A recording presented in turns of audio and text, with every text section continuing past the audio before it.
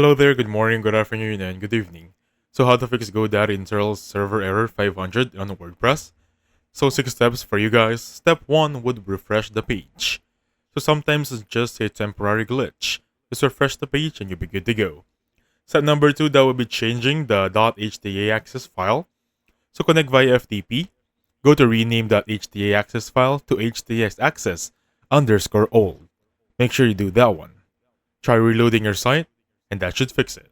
Next up, increasing the PHP memory limit. So edit the WP config. Add this one. Define WP memory limit up to 256 M. That's a little bit more advanced, but that will also work.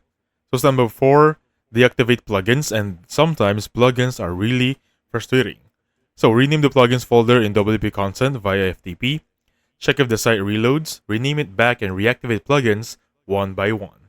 To switch your default theme for this one, just go back to 2024 in the database or via the WordPress dashboard, if accessible. Step 6, after everything you've done and the problem still persists, please contact GoDaddy support. However, that won't reach them there because step 1 to 5 will surely fix your problem. And that's it.